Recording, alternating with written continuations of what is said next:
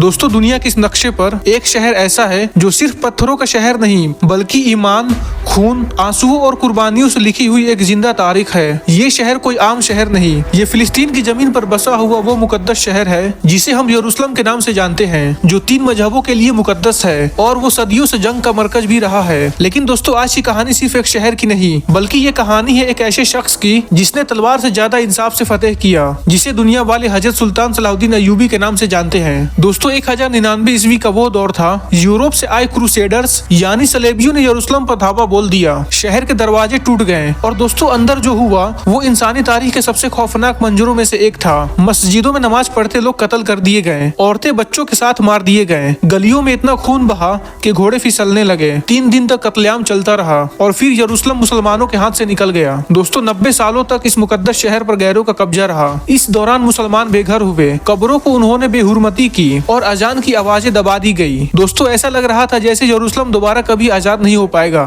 इसी अंधेरों के दौर में पैदा होता है एक ऐसा बच्चा जो ना कोई शहजादा और ना कोई बादशाह का बेटा था, लेकिन अल्लाह इसके लिए कुछ और ही लिख चुका होता है। बचपन से नमाज का पाबंद, झूठ से नफरत और जुल्म देखकर खामोश ना रहने वाला। ये सिर्फ तलवार चलाना नहीं सीखता, ये सब्र सीखता है, कुर्बानी सीखता है और सबसे पहले अपने नफ्स से जंग लड़ता है। धीरे धीरे वो सीपा सलार बनता गया, फिर कौम का रहनुमा और फिर मुसलमानों का एक यूनाइटेड लीडर बन गया। दोस्तों उस वक्त मुसलमान आपस में बिखरे हुए थे, छोटी छोटी रियासतों में तकसीम थे, हर रूलर सिर्फ अपना ही फायदा देख रहा था। सुल्तान सलाहुद्दीन अय्यूबी ने सबसे पहले ये समझा जब तक मुसलमान एक नहीं होंगे यरूशलेम कभी वापस नहीं आएगा। उन्होंने सबसे पहले अपनी कुर्सी को पीछे रखा और कौम को एक परचम के नीचे जमा किया। ये काम तलवार से नहीं बल्कि हिम्मत, सियासत और ईमान से किए। दोस्तों 1187 ईस्वी का वो दौर था, 2 लश्करों का आमना सामना हुआ। एक तरफ सलेबी का गुरूर, भारी हथियार और हजारों की तादाद में फौजें थी और दोस्तों दूसरी तरफ कम सामान, ज्यादा ईमान और अल्लाह पर यकीन था। गर्मी इंतहा पर थी, सलेबी के पानी के रास्ते बंद कर दिए गए, उनके सिपाही प्यासे और थके हुए थे और ऊपर से मुस्लिम सिपाहियों ने उनको घेर लिया था। दोस्तों इसी मैदान में उनका सबसे बड़ा लीडर मारा जाता है। तो इस एक जंग ने सलेबी की कमर तोड़ दी और यरूशलेम का रास्ता खोल दिया। अब वक्त आ गया था, जो शहर 90 सालों से जुल्म सह रहा था आज जुल्म से आजाद होने वाला था। लेकिन दोस्तों सब डर रहे थे, वो सब यही सोच रहे थे क्या आज बदला लिया जाएगा, क्या आज फिर कत्लेआम होगा। मगर जो हुआ वो दुनिया ने पहले कभी नहीं देखा। सुल्तान सलाहुद्दीन अय्यूबी ने ऐलान किए कोई बेगुनाह कत्ल नहीं होगा, औरतें महफूज रहेंगी, बच्चों को हाथ नहीं लगाया जाएगा और इबादतगाह महफूज रहेगी। दोस्तों जो काम सलेबी ने कत्ल से किया वो काम सुल्तान सलाहुद्दीन अय्यूबी ने रहम से किए। दोस्तों उसी दिन दुनिया ने माना असल जीत तलवार से नहीं इंसानियत से होती है। उस दौर का सबसे बड़ा Christian commander Richard the Lionheart था। दोस्तों वो सुल्तान सलाहुद्दीन अय्यूबी का दुश्मन था लेकिन उनकी इज्जत भी करता था। जब वो बीमार पड़ा सुल्तान सलाहुद्दीन अय्यूबी ने दवा भेजी, अपना डॉक्टर भेजकर अच्छी इलाज करवाया। दोस्तों जिस शख्स ने सल्तनत बनाई, यरूशलेम को जीता, दुश्मनों को झुकाया, जब वो दुनिया से जाने लगे तो ना ही उनके पास महल थी, ना खजाना और ना ही सोना चांदी, सिर्फ थी तो ईमान,